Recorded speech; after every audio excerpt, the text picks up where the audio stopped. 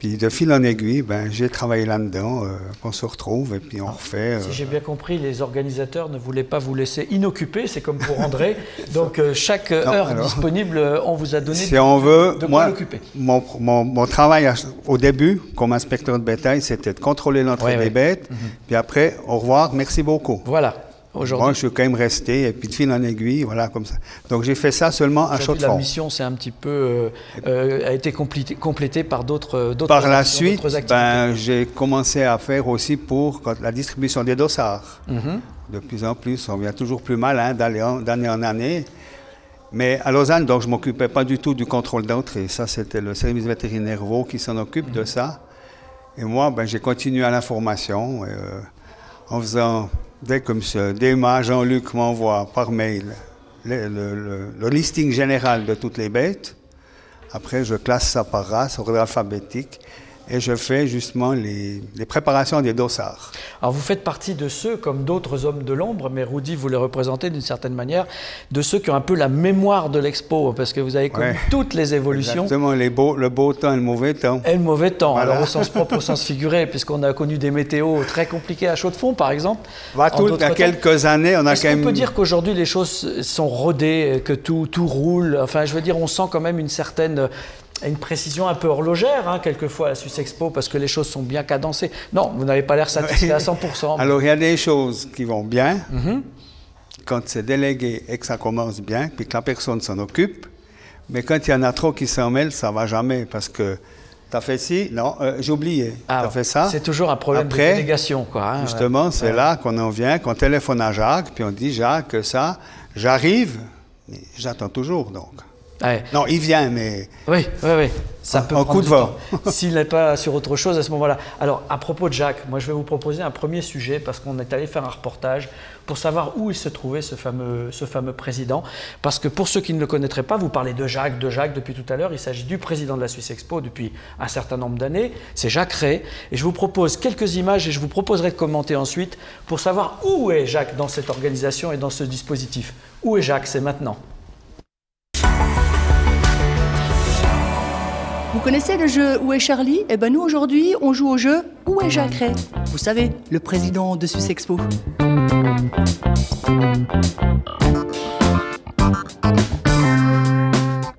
Il est où Jacques Rey? Aucune idée, il faudrait lui mettre une puce pour le suivre. Est-ce que vous savez où se trouve Jacques Rey? Jacques, il est partout. Il est où Jacques Rey? Il est sûrement dans les tribunes ou derrière avec les vaches. Il tourne partout. Il est toujours là et nulle part et partout à la même temps. Il fait quoi dans la vie de tous les jours, Jacques, vous savez? Je pense organiser Suisse Expo, contacter tous les éleveurs, tout le monde et organiser toute cette manifestation. Est-ce que vous savez où est Jacques Rey? Jacques Rey est dans l'exposition en train d'expliquer ce qui se passe avec les vaches aux personnes, aux visiteurs. C'est un passionné d'élevage. Il est à l'écoute des personnes qui sont ici et puis il ménagera pas ses peines justement d'être l'ambassadeur des éleveurs. Jacques, c'est la personne qui a tous les fils dans les mains. C'est lui qui gère toute l'équipe. On est une équipe qui est ensemble déjà depuis 20 ans, je dirais. Et puis Jacques, de loin, il nous gère. Et puis chacun, il laisse beaucoup de liberté à chacun. Et puis il peut compter sur son équipe. Et puis lui, il est dans les écuries, il gère avec la presse, il gère avec les manifestants, il gère avec le contrôle pour les pies, il gère tout. On ne te trouve jamais? Exact. T'es où? Tu fais quoi? Alors je suis partout. Au four au moulin, comme on dit. Alors explique-nous un petit peu, concrètement, ton rôle ici. Qu'est-ce que tu fais? Quel est ton travail? Alors bon, essayer d'organiser quand même un petit coup. Après, accueillir tous ces animaux, les éleveurs, sitôt qu'il y a un petit problème, ils viennent me trouver, essayer d'arranger, puis vraiment faire que la fête se déroule bien. Qu'est-ce qui t'anime pour faire tout ça? La folie de l'élevage. Parce que tout paysan est animé, c'est respecter les animaux, être tout le temps avec eux. Et puis, du moment que vous avez cette passion, on va jusqu'au bout pour pouvoir vraiment mettre en valeur nos animaux. Alors voilà, Marc-Henri, on l'a retrouvé, votre président, parce qu'il a une sorte de don d'ubiquité. Hein. Il est partout où on ne le cherche pas, mais il n'est jamais là où on le cherche. C'est un petit peu les deux. On a intitulé ce plateau « Les hommes de l'ombre », dont vous faites partie. Mais il n'y a pas que des hommes dans le dispositif. On vient de voir Barbara, par exemple, qui est aussi très impliquée dans l'organisation depuis très longtemps. Et bien sûr, ça me démangeait de corriger et de vous dire qu'il y avait des femmes de l'ombre. Et ces femmes de l'ombre, elles jouent un rôle très important. Et il y en a notamment une qui n'a pas voulu venir sur le plateau parce qu'elle est tellement dans l'ombre, comme d'autres que je vais citer. C'est Prisca. Qui a voulu rester discrète alors. Discrète, mais qui s'occupe de l'administratif. C'est notre adjointe de direction qui fait un travail énorme. Il y en a une autre qui est chargée de la promotion et des relations, c'est Cindy Guignard.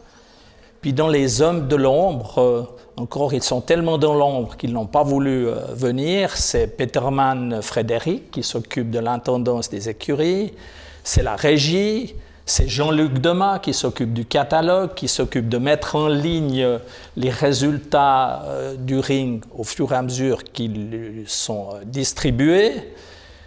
Je pense à Martin Kipfer, mais il n'est pas tout à fait dans l'ombre parce qu'il est tout le temps à la lumière dans le ring.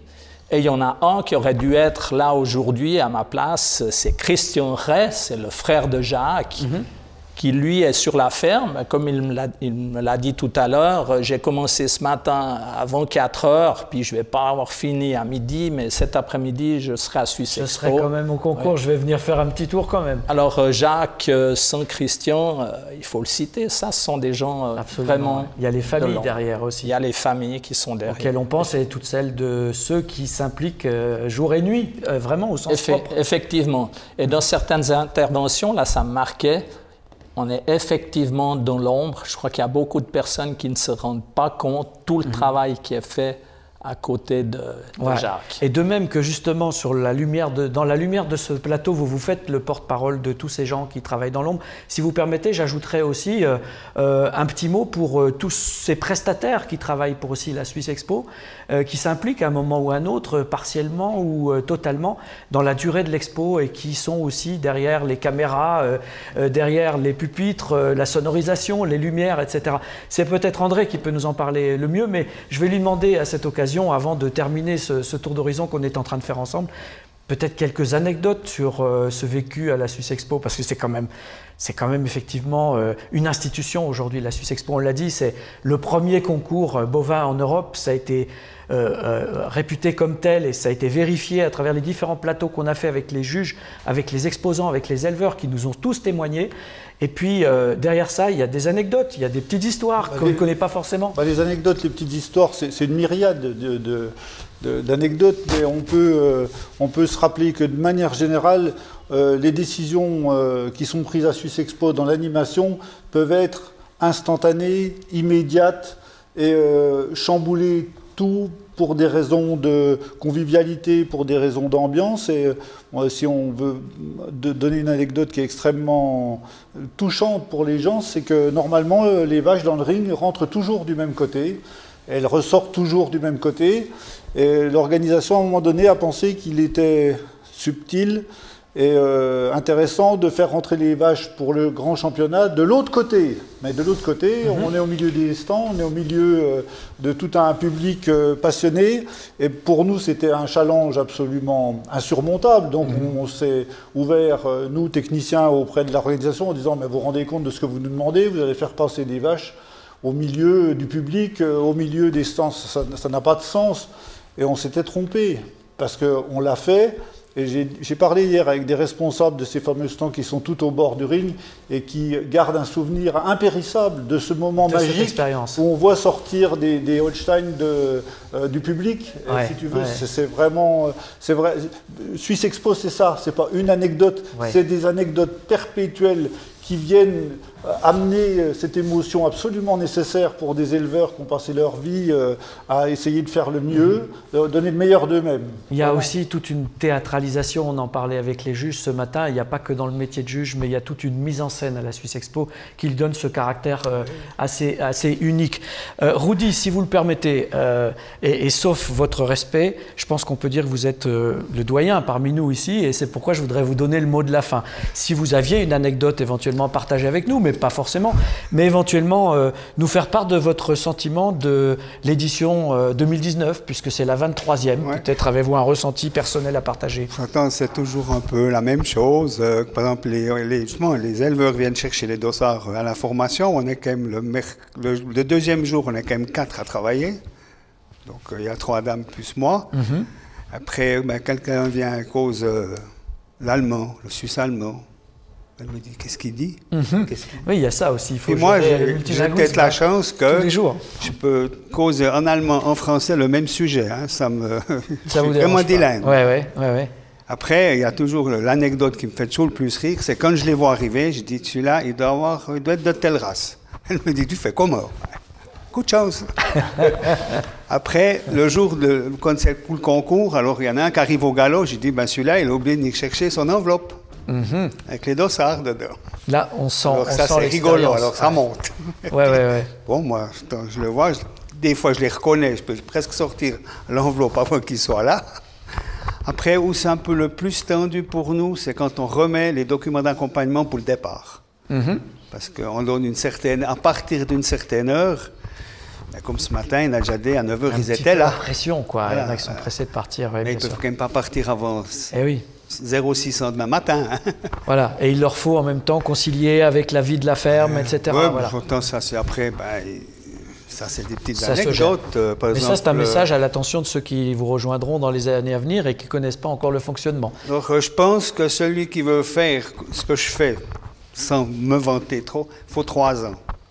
Pour se former à Parce que la première année, il va faire les enveloppes avec moi. La deuxième, il va être sur le stand avec moi, pour qu'il voie comment ça se passe. Puis la troisième, il faudra faire après, ce que je fais j'ai encore à peu près une semaine de travail à la maison, d'enregistrer toutes les bêtes à la banque de données centrale. Donc, tu vas rester encore 3 ans. En tout Mais cas... ça fait 3 ans que je dis que j'aimerais arrêter. Ah bon? Il va falloir vous mettre d'accord. Et puis après, tu m'as dit, tant que tu fais, je fais. Moi, j'ai peut-être pas dit ça.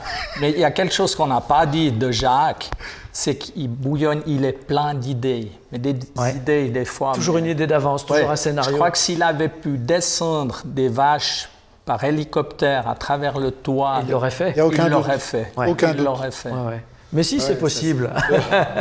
C'est vrai. En tout cas, mais lui, ce qu'on peut dire, c'est qu'il l'a fait parce qu'il savait que c'était impossible de le faire. Ah voilà, c'est ça. Vous assistez, vous qui nous regardez en direct, à non pas des règlements de compte, mais des petits accords entre amis, je dirais. On parlait des hommes de l'ombre et des femmes de l'ombre. Voilà un peu ce qui se passe dans les coulisses et c'est ce que nous voulions vous faire partager. Merci Rudi Berger ou Rudi Berger pour ceux qui nous regardent. Je suis la Suisse allemande. Ah voilà, selon ceux qui nous regardent, exactement.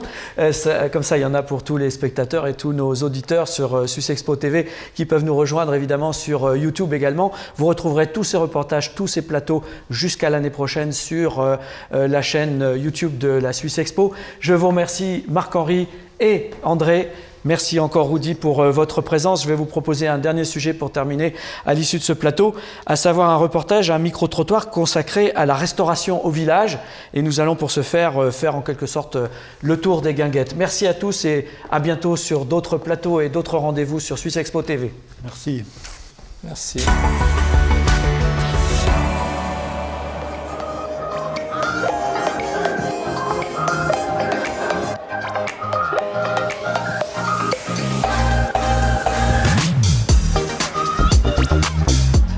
Secondes pour me faire envie de venir manger chez vous. Alors chez nous c'est sympa, vous pouvez venir, c'est des produits du terroir. Crémaux est connu depuis très loin, dont le siège est à Villars-sur-Glâne et on fait de très bonnes fondues, on a une bonne ambiance. Nous travaillons qu'avec du personnel de la région. Elle est bonne, onctueuse, parfaite.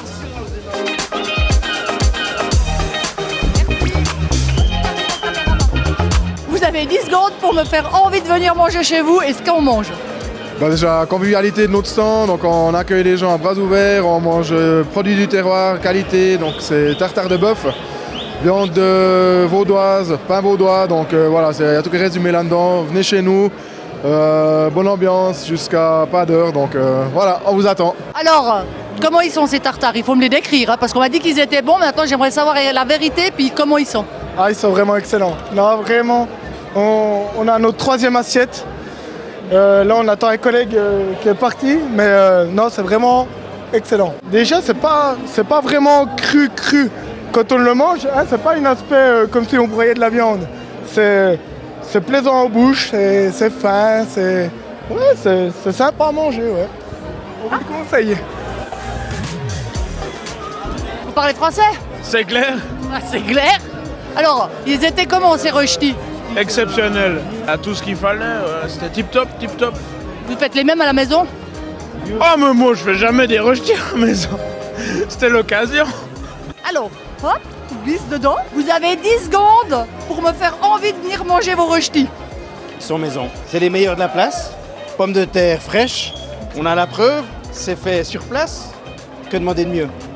C'est top. Alors chez nous, vous mangez la raclette du Valais AOP. Au Valais, on aime les gens, on aime partager, on aime offrir aussi un verre, on aime offrir l'apéritif et la bricotine à la fin. Et puis on a une excellente musique avec un petit orchestre champêtre. Alors forcément, si vous savez danser, venez chez nous, vous serez au bon endroit. Moi j'aimerais savoir pourquoi vous venez manger à ce stand et pas à un autre. On est bien ici, c'est un stand agréable. On aime bien le patron, Eddie. On aime bien rigoler, quoi. Et la nourriture, c'est quand même bon? Oui, c'est bon, c'est très bon. Mais... 10 secondes pour nous faire envie de venir manger chez vous. Alors, regardez simplement les assiettes. Regardez cette belle entrecôte, bien juteuse, bien tendre, qui a cuit pendant 3 heures. C'est ce qu'il y a de plus merveilleux. Alors, venez au Bœuf Gourmand, il n'y a rien à rajouter de plus que de venir. Voilà. On vient là chaque année et puis on est content chaque année. Alors, ça fait plaisir quand on sait qu'on vient manger de la bonne viande. Alors en toute objectivité, hein, c'est la meilleure viande de toute la foire qu'on puisse trouver ici. Donc on vient depuis 10 ans, on fait notre sortie de comité ici.